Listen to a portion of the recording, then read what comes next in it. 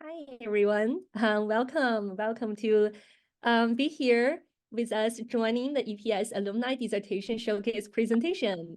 This is such an exciting event. My name is Ran Liu, and I'm assistant professor here at EPS.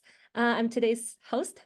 So today we are so happy to have 4 of our brilliant EPS alumni with us sharing their amazing dissertation research. And as you can see, their names and titles are here in a shared slide. They are Larry D. Brown Jr., WCR Postdoctoral Fellow Associate, Director of Community Health and Violence at Harris County Public Health in Texas. Tarsha Herelle, Assistant Research Scientist, Everyone Graduate Center, Johns Hopkins University School of Education. Regina Fuller-White, Senior Technical Advisor, Basic Education and Literacy, Rotary International. And Amato Nocera, Assistant Professor, College of Education, North Carolina State University. Thank you for joining us. So we'll start with Amato's presentation. Let me put my timer on so I'm aware of how long I'm going. Okay, thanks everyone, and thanks for including me today. It's bringing up fond memories, seeing my lovely co-speakers who I learned with, and it's great to be back virtually. So as Ren said, I'm an assistant professor at North Carolina State University. I'm in the Department of Teacher Education and Learning Sciences, but we have things split up into concentrations, similar to EPS, and I'm in the educational equity concentration. So I'm a historian of education by training, and I focus on race, curriculum theory, education and movements for racial justice. And I teach, actually sort of mostly doctoral classes in those areas. So the title of my dissertation was Constructing a Black Curriculum, Race, Representation, and the Politics of Knowledge, 1890 to 1945. And even though I have a precious 3 minutes, I'm going to give you a little background because this feels like a long time ago to me. It started in 2017 and I defended in 2020. And that feels like, and now it's much closer. I mean, it's under contract for a book, and that's coming out, or that's due in July. And so it feels like maybe I'm near the end of what has been a lot of ups and downs, a lot of highs and lows. And so I'm also an advisor to doctoral students as well, and I see them kind of wrestling with these early stages. And so looking back in this moment has been sort of nice. The dissertation itself is about, or looks at, sort of this longer history of how Black Americans sought to construct Blackness and identity in the curriculum and what kind of politics were involved in that. So what becomes Black studies in the 1960s, and then much later, because splits into multicultural education and Afrocentrism. I'm saying there was a longer intellectual history that I call the Black curriculum. That's really a central piece of the argument, is that this thing existed even if it didn't have quite that name. And I try to trace that intellectual tradition. A key feature of that is that it starts outside of schools, that schools were not an inevitable location for what became the Black curriculum, as I call it. So my early chapters, they look at Black learned societies and the Harlem Renaissance, and really the politics of sort of grassroots politics of mobilization around race through Black nationalism. And in that case, what becomes a formal curriculum becomes a very different approach to teaching about race. At least that's part of the argument I make. What you will certainly learn, or are learning, or in part of, like, we're all a part of these scholarly conversations, so we're making contributions. And two important ones that I have in my book, or in my what was formerly my dissertation, is that it positions, the one thing I try to do is I try to position Black educational resistance beyond counter narratives. Counter narratives are important. These folks who I'm looking at are absolutely combating white supremacy, but they're also having internal conversations and debates about what it means to teach about race. And that was really important to me to take those seriously. And then at the same time, it tries to trace a much broader history of curriculum, one that isn't defined by just being in school or being on a piece of paper, and start that outside of school so that these ideas, schools are not created in a vacuum, and we can see this much longer curriculum history. And with that, that is seems to be about my time, and I'm going to stop right there.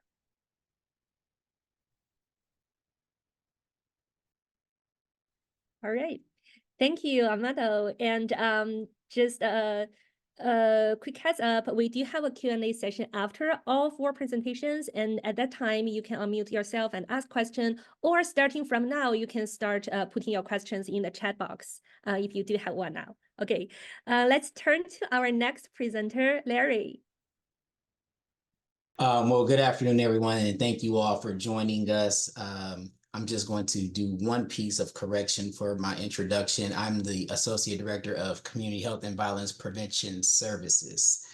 So we're not keeping up violence, but we're preventing violence in Harris County. And I'm so pleased to join this panel. Thank you to EPS and specifically to Professor Bartlett. So thank you, Leslie. Appreciate that. So my dissertation title, Educarcerality Beyond the Metaphor of School to Prison, is a study that I wanted to expand on for existing or previous research that I looked at around school discipline. So academic and mainstream publications and media, for that matter, have long illuminated these paradoxical relationships between education, schooling, and the juvenile justice system. This is evident in school disciplinary matters and is codified by punitive exclusionary policies and practices such as zero tolerance and hypersurveillance. And these things, obviously persistently and disparately affect and impact Black and Brown youth. So these and more are germane to the construction of what I call school to prison logics. And so my research foregrounds those bodies of work and extends beyond the pipeline metaphor and explores what happens once young people are removed from community and placed in a secured juvenile justice organization. And then to this end, I sought to understand how the people there, so the teachers, the juvenile supervision officers, the supervisors, administrators, all the people who come into contact with young people in those settings, the policies and the practices within the juvenile justice organization reflect the interconnectedness of education and the carceral continuum. Additionally, I wanted to know how education is constructed and delivered. I wanted to know and how staff make sense of their individual roles and navigate sort of these nuances of education and carcerality within the setting, and then how the organization and the facility specifically prepare young people for a future beyond juvenile justice system. So I'm not arguing and I'm not having a conversation around whether or not young people are guilty of what they are accused of or not, but really looking at this setting that is supposed to take care of them. So I engaged critical ethnographic case studies. So I sort of combined some of the works of Anderson, of Flyberg, of course, of Bartlett and Valvris, to really observe teacher perceptions in the staff in the juvenile justice setting. You all see my theoretical framework there, so I won't go into detail about them, but I really wanted to lift up one of the findings, what I call harming, hindering, and helping. The environment was both harming. This specific facility was constructed in the 1950s as an adult jail, and it still very much looks the same way with the exception of some paint, but otherwise it's concrete and steel. Young people are in their rooms, and so that picture that you see on the bottom is pretty much what the unit looks like. The stainless steel tables and those hard seats is where they sit. So that is the school, that is the cafeteria, and sometimes that's the rec center if they're unable to go to the gym. And so, it's harming in that it's a cage, number one, but two, even some of the policies and practices, even though people go through a lot of training and are bound to the state guidelines, they were very much harming the children, right? As well as teachers, right? Teachers were persistently late for class sometimes, but then there were those teachers who really cared, really hindering their development. A lot of times the assignments are on worksheets. So you have maybe a worksheet, you might have a problem or whatever you're solving there. Books are not prohibited, particularly hardback books are prohibited in this setting because they may be used as a weapon. And so if you saw a young person with a book, I would be surprised, but they did have some Chromebooks and laptops. So that was possible. And then there were some helping components, right? Where we saw teachers helping, we saw juvenile supervision officers helping, but ultimately teachers understood that the main reason why they were there were really around the safety and security. And so a lot of times that overshadowed educational opportunities. I believe I'm at my 3 minutes. And so I will save time for question and answer. Thank you, Larry. Very inspiring research topic. And yeah, we do look forward to hear more in the Q&A session. And our next speaker is Regina. Ran, and thanks everyone. It's good to be here today. I finished EPS in 2022. I was in a CIE Comparative International Education concentration, and Larry was also in my cohort. So this does feel like a bit of a homecoming. The title of my dissertation is Politicizing Sexuality, Making Sex Education Policy in Ghana. The day began like a normal Thursday in Accra. It was Thursday, September 26, 2019, a day the global community had marked as World Contraception Day, a day to celebrate women's reproductive health needs and to highlight the importance of family planning. Yearly, the Planned Parenthood Association of Ghana, or PPAG, would appear on national television with an interview on the importance of contraception. The interview was pretty mundane and normal, and very few people would watch it. This year's interview, 2019, will be very different. Little did representatives from PPAG know that their interview would set in motion a battle for what I'm calling Ghana's political, sexual, and moral soul. Should comprehensive sexuality education, or CSE, be taught in Ghana's public schools? Throughout my dissertation study, I examined how this small, tiny book, as you see on the screen on the left, which was issued in 2017, eventually left the classroom and became national headlines by October 1, as you see on the right. So in my dissertation, I really take a very big focus on looking at middle figures, a concept that Nancy Kendall and Rachel Silva have talked a lot about, which are these, what we call middle bureaucrats, or the people who are behind the scenes making policy decisions. So my research questions were, the first one was, how do government officials, international organizations, feminist communities, faith-based leaders, how do they mobilize around gender, sexuality, and reproductive rights in debates about CSE policy for in-school youth in Ghana? My second research question was, how do CSE curricular documents, this little green book and all the other curriculum that was produced on comprehensive sexuality education, how do they actually position and talk about gender and sexuality and reproductive rights? And then my third research question was, how does CSE fit within a broader history of school-based sex education policy in Ghana?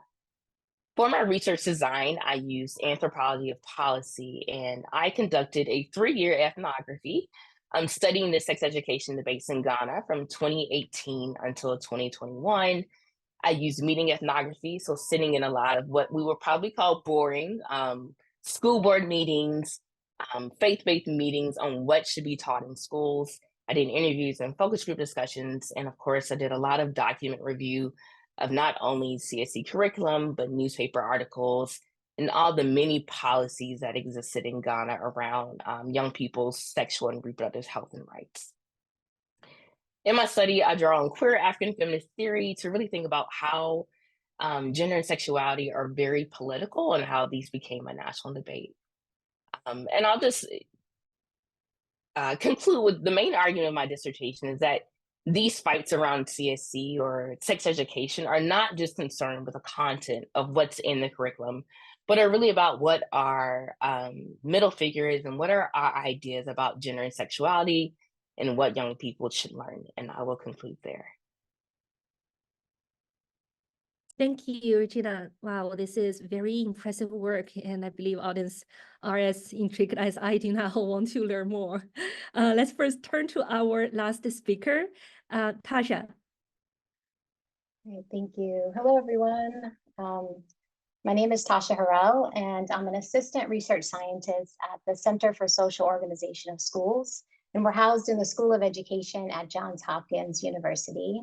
Thank you to everyone who's joining us today, and I echo the sentiments of my fellow speakers that I'm just really grateful for Drs. Liu, Dr. Bartlett, as well as Michael for bringing us all together today.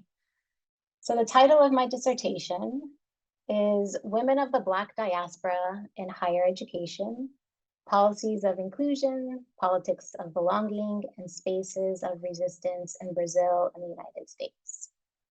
My dissertation, it aimed to understand how disparate diversity and inclusion policies shape Black women's experiences across two predominantly white universities in Brazil and also in the United States. So to better understand these dimensions, I designed research questions to explore how women across the Black diaspora experience policies of inclusion and simultaneously experience exclusionary practices in academia, and also the spaces of resistance that they create. I used a transnational multi-sited case study approach to identify both patterns as well as detours across the academic levels and geographic borders. My dissertation draws on intersectionality, critical inclusion studies in education, as well as theories of belonging and resistance.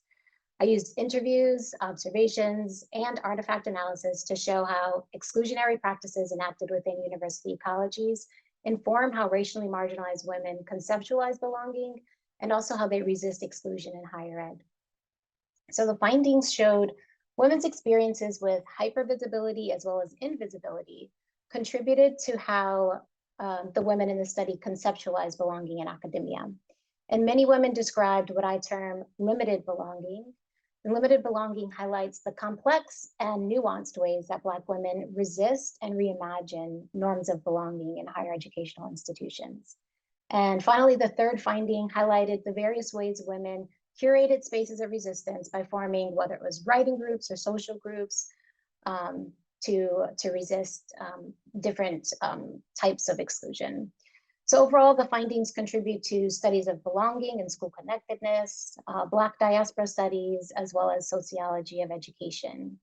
And that's it. Thank you. Thank you, Tarsha, and thank you again to all four speakers. And now it's time for Q&A. So again, our audience, you can either unmute yourself and directly start asking questions, or you can type your question in the chat box and I will read them out. Okay.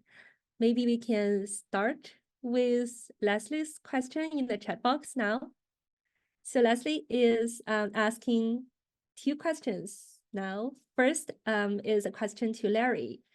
That photograph is sobering. I would love to hear more about schooling as part of the carceral continuum in your study. Also, I don't know if you are able to follow any of the students longitudinally, but I would love to hear more about whether schooling, for example, a diploma or a certificate, or learning, something the student learned in classes, were useful to the students after leaving the center.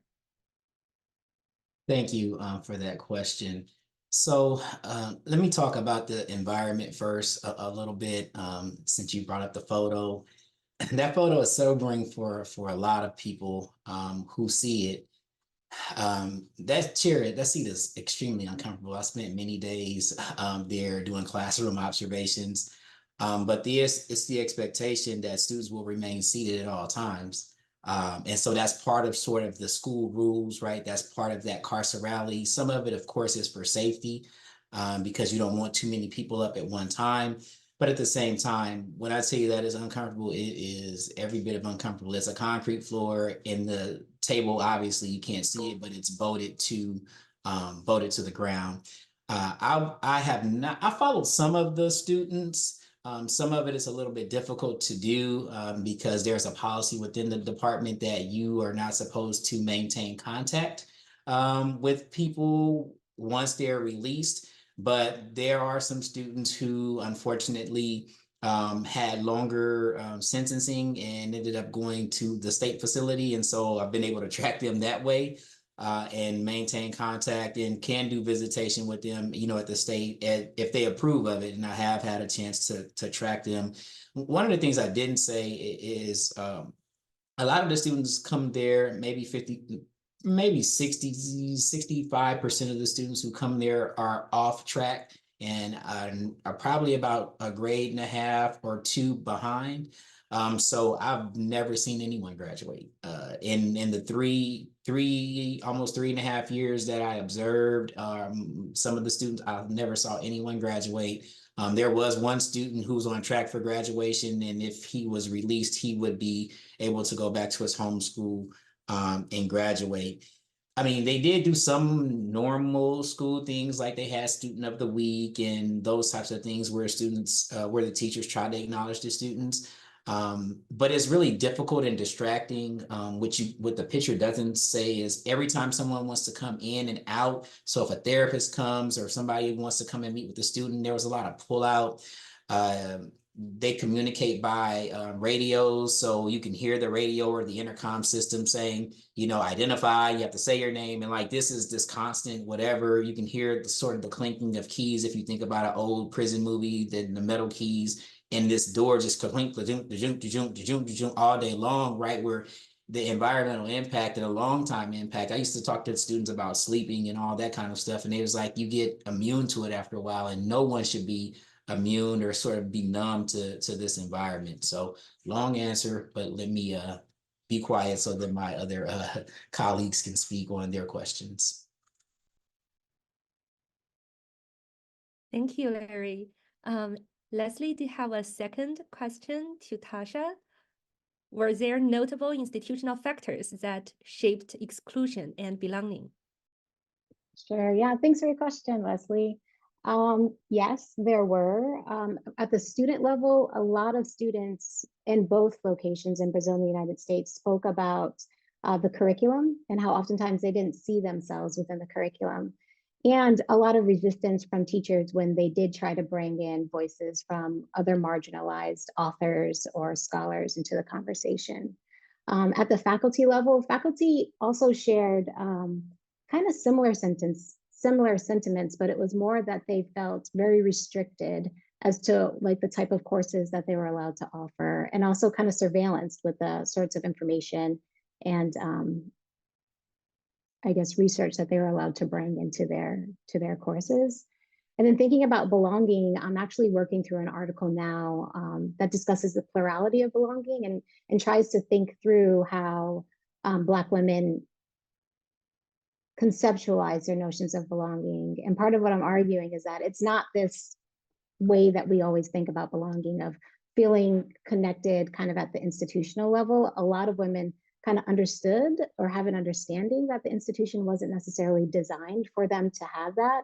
So they ended up curating different spaces. So whether it was curating a social group or writing groups. And then one other thing that they did, another way that they defined belonging was just their ability to navigate the different systems while also maintaining joy. So it was kind of like this geographic or physical way of knowing how to navigate the institution, just from being there and kind of knowing where things are, kind of created a sense of belonging, but then also kind of understanding how the system worked and still being able to persist in spite of it. Also kind of was the ways that some of the women described their notions of belonging.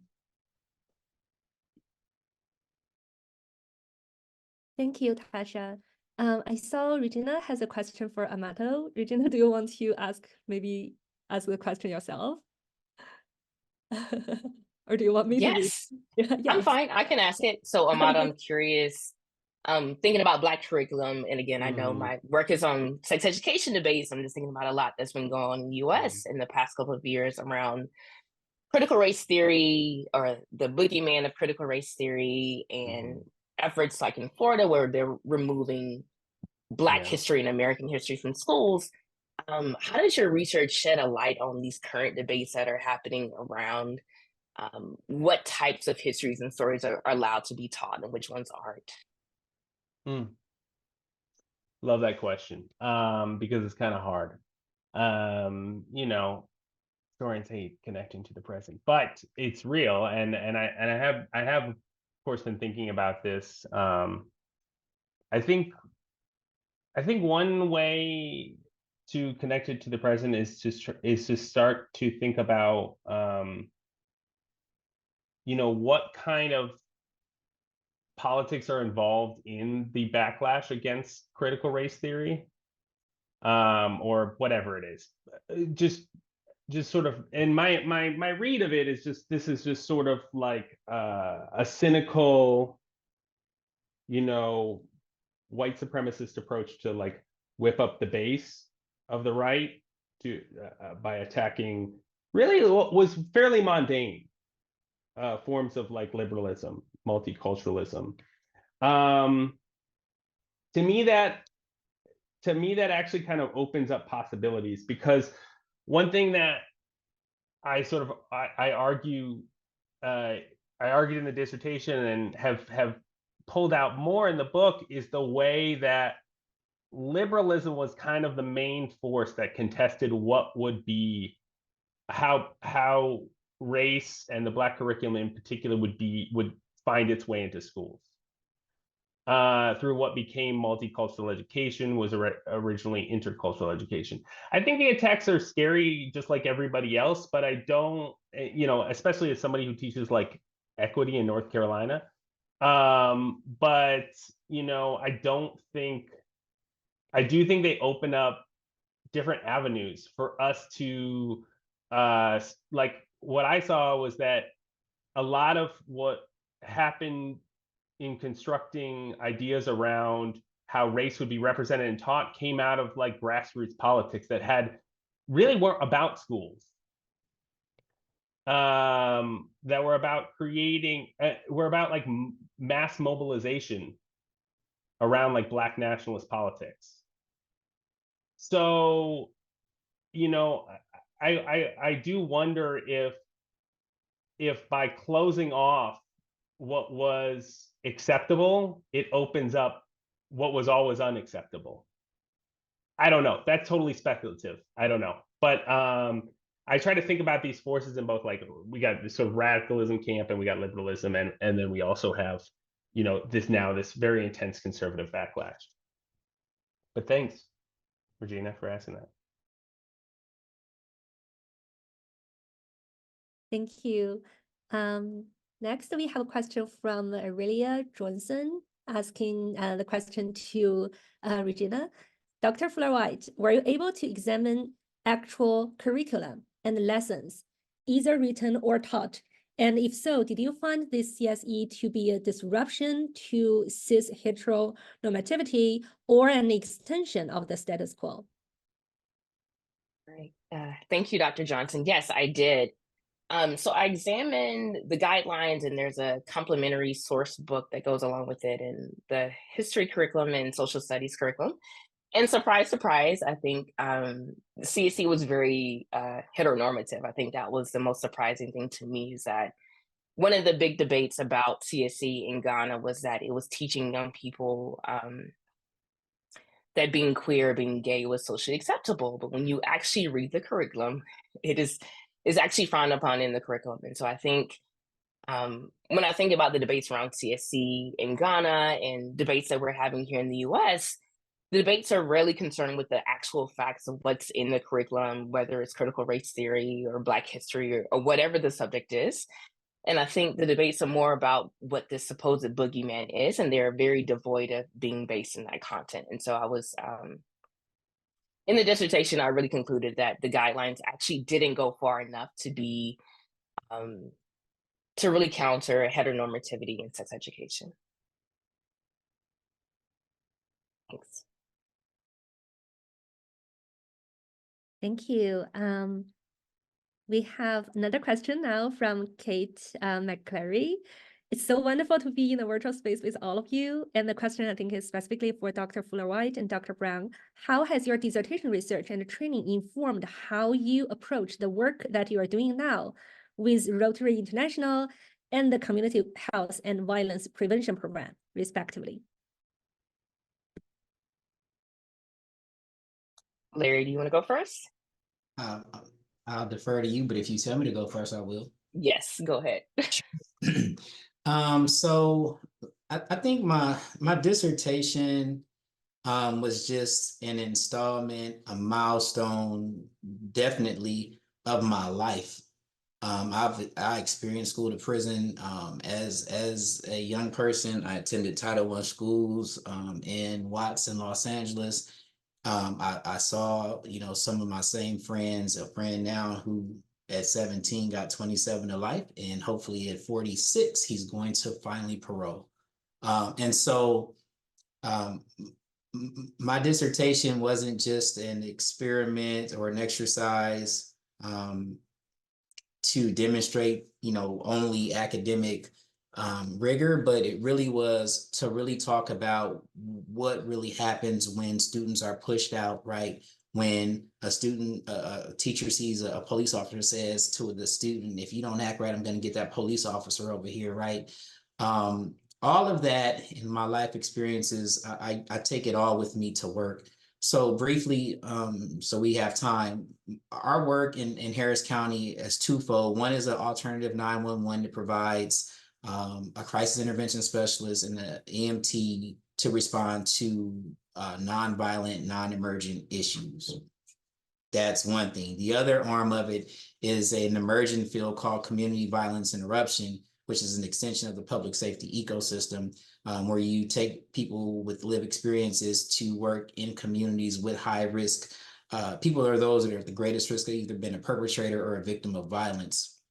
So everything that I do and everything that I studied, I work with my team. I work with community to really reshape and restructure the narrative of what community safety is, right? When people say public safety, the response is always law enforcement. But for hundreds of years, law enforcement has added to their forces and to their budget by the billions, and you still have people who don't feel safe in select communities, right? You still see the hyper surveillance of individuals in select communities. Crime is always higher where police and law enforcement show up. So if they police somewhere else, I'm sure that we would see some crime statistics coming out of more affluent areas. So thank you, Kate, for your question. I think I use it, every day, either with training with the staff, in conversation and strategic planning for the department at large, and even with the county at large, and some of the things that we do looking at transforming community safety, public safety, and sort of this narrative around the criminal legal system. So that's my response. Thanks, Kate. I was just thinking about this earlier this week, is that I feel like I use my dissertation or just PhD stuff all the time. I think I've been trained as an anthropologist, and I think sometimes I'm reluctant to say that I'm an anthropologist, but I am in fact an anthropologist. And I think having that lens of thinking about education policy through, yes, and Leslie was my advisor. But anthropology is such a useful tool. And so my work at Rotary, I oversee all of Rotary's basic education programs around the world, I think in like 60 different countries. And I think one thing that my colleagues get tired of me talking about is, where does our work as an organization fit within the education system? What are the policies that the Ministry of Education has at the department level? Maybe it's at the regional level. And so really trying to figure out, how does this work fit within that structure? But also I feel like ethnography is an amazing tool. I'm also an evaluator, so I'm always thinking about how can we do ethnography on a smaller scale, but really to get the impact that programs and policies are having on youth, on teachers, and on communities around the world. And so really trying to think about how to use these ethnographic methods outside of the academy, but in international development programs. So I think that's two of the major ways, and that, yes, I am a reluctant applied anthropologist of policy. Thanks, Kate. Thank you both. I saw we have a question from Amato to the fellow speakers. Do you want to ask the question yourself? Yeah, I mean, I'm projecting with this, but I'm curious because I know that there's some grad students here, and that that one thing that when you approach a dissertation, it feels so big and so final, and we got over that hurdle. So congrats. But then it's like whatever relationship, like, I don't know, I have a complicated relationship post defense with that work, and highs and lows itself, and more clarity and less clarity.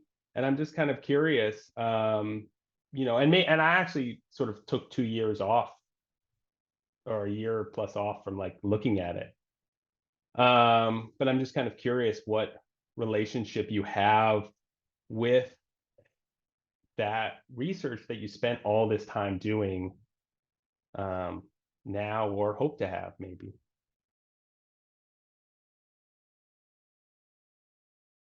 Do you want to go ahead and share yours, Amato, since you... Well, it's coming out as a book, so I'm like, I feel good. I feel good about it. I feel like it's like gotten a lot better. I don't think I knew really what I was saying. I look back on my dissertation, I think, I don't know if I really knew what I was saying. I feel like my old self was confused, a lot more confused. I feel like I have more clarity, but I also feel, you know, certain, like the theme of like liberalism and its influence has evolved, has become a much bigger feature.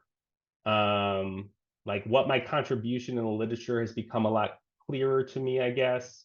I don't know. I mean, I guess the point is that I'm like, and I also like, it's like, it was hard to drag myself back into this. You know, it was just such a deep and big project, and it's very hard to continue to have a relationship with it.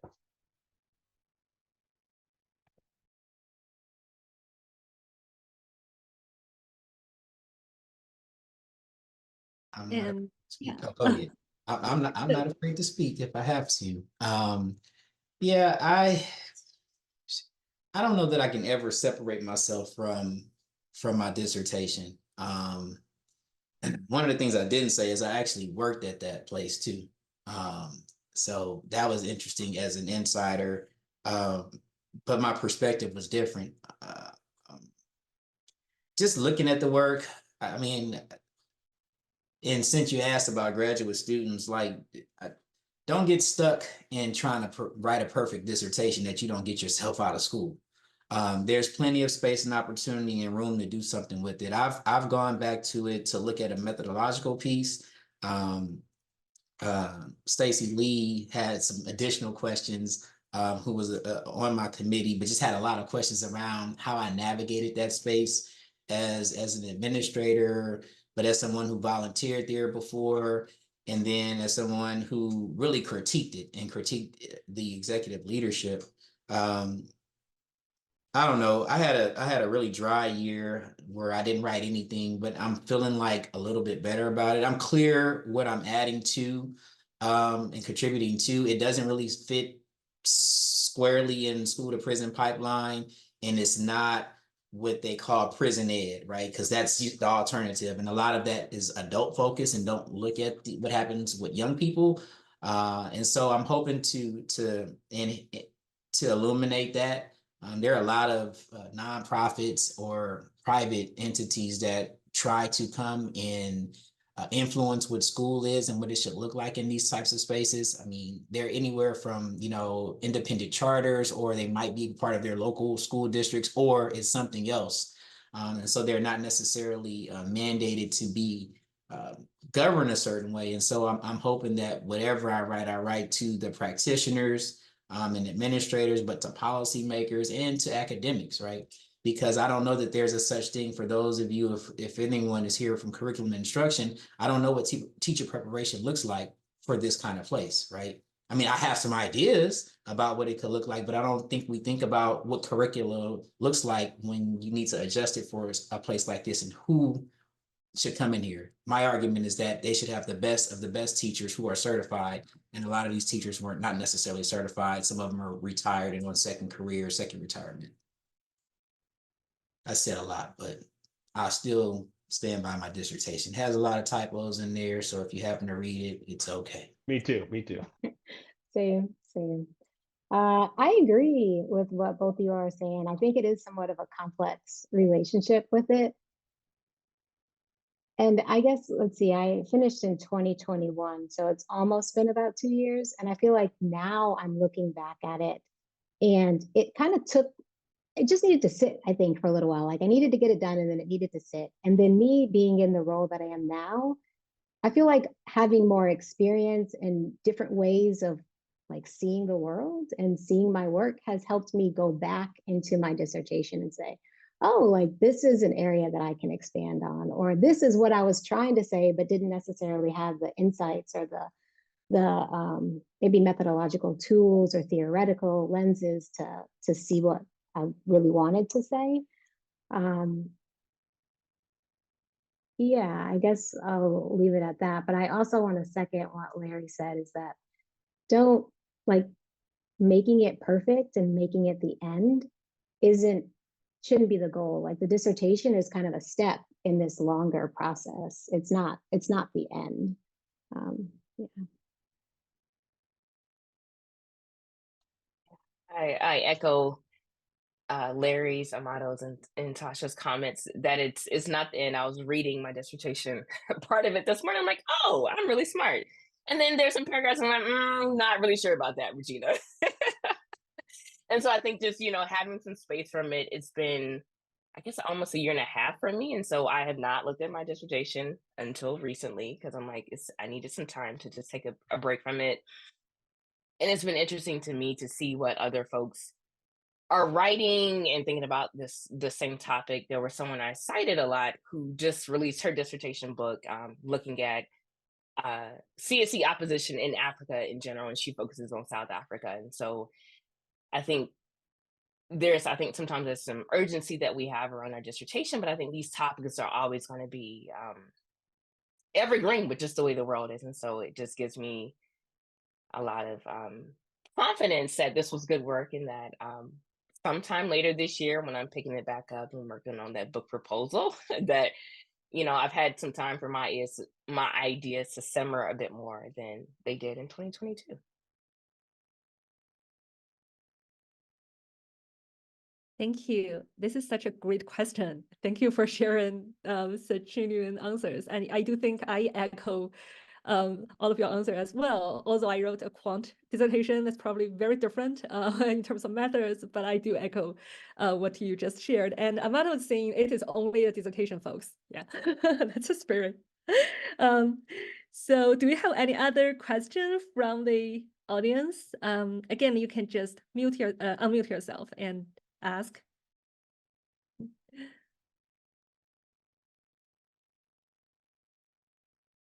Oh, okay. We have another question in the chat box from John. First, Regina, yes, you are really smart to anyone. As you are writing your dissertation, did the way you thought about it change significantly at all from how you thought about it as a proposal or data collection phases? For example, like your research questions, methods, theoretical framing. If so, how did you navigate those changes in your thinking during the writing phase? I think that's a question for everyone. Who wants to start? I can start. So, John, I think we've talked about this before, but I had a significant change. And so when I went into field work, I was going to, so CSE, I think the policy had been issued in 2017. And so when I went to the field in 2018, I was going to study CSE policy implementation. How are teachers teaching this, and how was this being enacted around the country? And while in the middle of field work, CSE, the whole debate started, and it was no longer being implemented. And so my original research design just was literally impossible. And I was like, this is actually a bit more interesting looking at the debates around it versus the implementation of it, because it wasn't being implemented. And so I had to redo my entire method section while in the middle of field work. There's a whole level of literature that I had not read because I wasn't looking at debates around CSE because nobody was debating it when I was in the proposal stage. So I had to go back and read read Nancy's book and a couple of other books around debates around sex education. So I think that also meant for me in the writing process, there's a whole new type of literature on the U.S. Christian right, and a lot of the work that they've done opposing CSE and abortion here in the U.S. that I, again, had not read during my prelims because that's not what I was going to the field to study. And so I think for me, it was a cyclical process and not linear, because I kept realizing like, oh, this was something that I should have known when I was in the field, or I should have read beforehand. And so I think I just had to keep writing, stop, read a lot more, revisit some of the writing that I had, and then write again. So it wasn't linear for me, and I doubt that it's linear for everyone on here.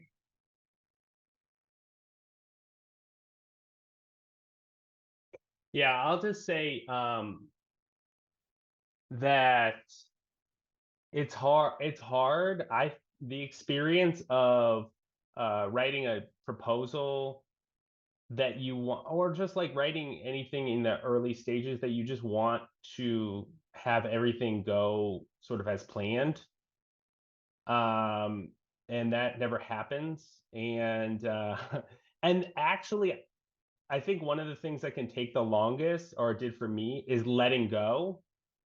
The act of like letting go of this idea that you put down on the paper, and you said, you know, because originally I mean, I didn't have any sort of phrasing of the Black curriculum. I had sort of imagined it as this, like, there was this moment of like sort of radical education, Black education, then it moves into school somehow. So like there was I had the outside and inside of school part, but I didn't really have like, and there was like radicalism and not radicalism. And then I had to kind of like make that more complicated about what kind of politics it was. And I realized that like I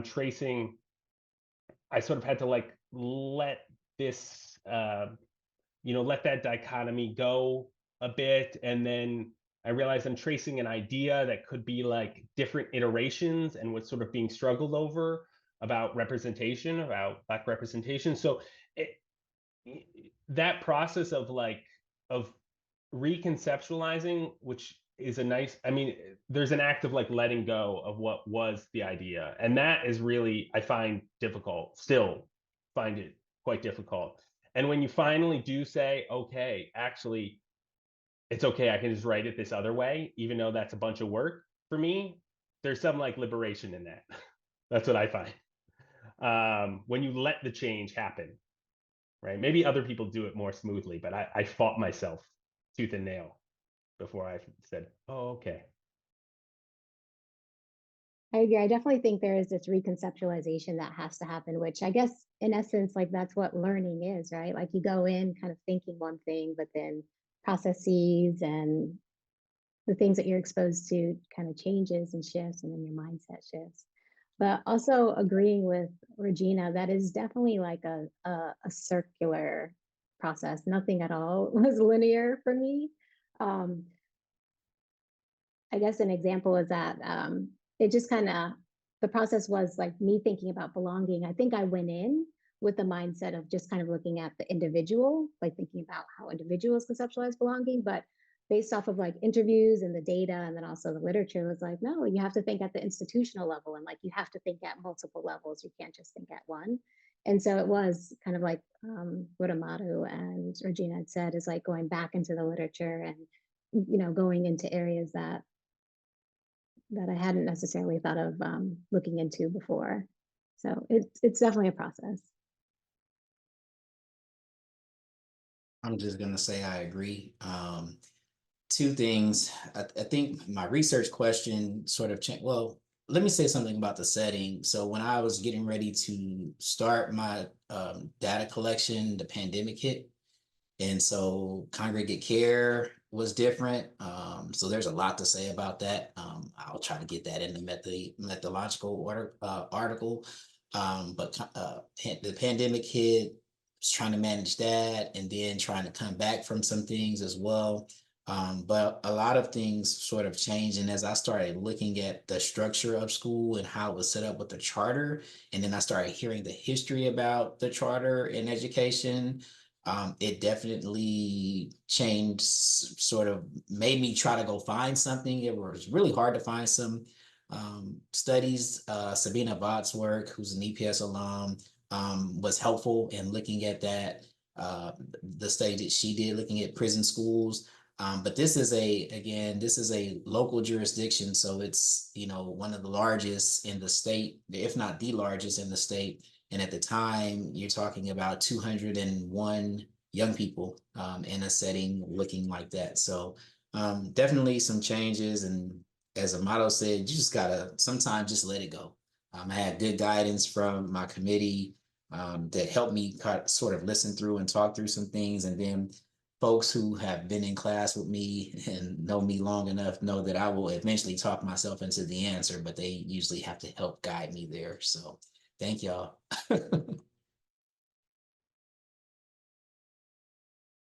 Thank you. And we have only a few minutes left, and I think we may be able to cover the two more questions in the chat box now. First one from Louis Ganding. Great to be here. I have a question for Tarsha. How did it feel to do research abroad in Brazil, and how did it, if it did, impact your worldview? Thanks for your question, Ganjin. It's good to kind of see you. I see your name and I know that you're in this space, so that feels good. How did it impact my worldview, and how did it feel to do research abroad? I do think that it definitely impacted my worldview. I think that it showed me how policies, good to see you, how policies of diversity and inclusion can be very different in different spaces. So there's kind of those detours, but it also showed me that there's a lot of overlap with the ways that the women were experiencing higher education in two very different spaces, within two very different understandings of race. So it was, yeah, I feel like a lot of those experiences still come up for me in my day-to-day work here at Hopkins. So thanks for the question. Yeah, we have one more question from Ariel Bournes. Really loving this showcase. So great to hear from you all. In addition to things like letting things go and embracing the iterative circular process, is there anything in particular that you found helpful during the writing process?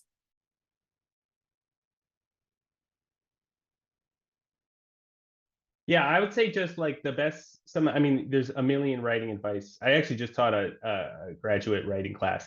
There's a million pieces of writing advice you can give. One of the best that I find is get the story down. Don't worry about your arguments or sounding smart or whatever. You got your data in front of you. Just start writing. One book I will say that I didn't read till after graduate school, but I have found so awesome for teaching arguments and just so helpful is They Say, I Say, The Academic Moves That Matter. I love that book. So yeah, but just keep writing and you'll finish and it will be great. I guess my one piece of advice is just have a system and have a plan. And what I mean by that is like have a set time that you choose to write. And whether you feel like writing or not, just write something. And it doesn't have to be perfect. Like don't try to edit while you're writing, just free write and get it out and then go back and do your work. That's something that I learned. There's different modes of writing. It took me a long time to realize. So yeah, that's my advice. I have nothing to add. Definitely don't try to edit and write. Just get the words on the page and let it flow and go from there.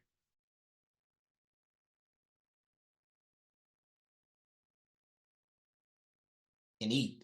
Make sure you eat and exercise or stretch or whatever. Like do something that's normal for you to do. Like, please do that. Don't punish yourself. The dissertation and the graduate school process is punishment enough. It's rewarding, but it's punishment enough.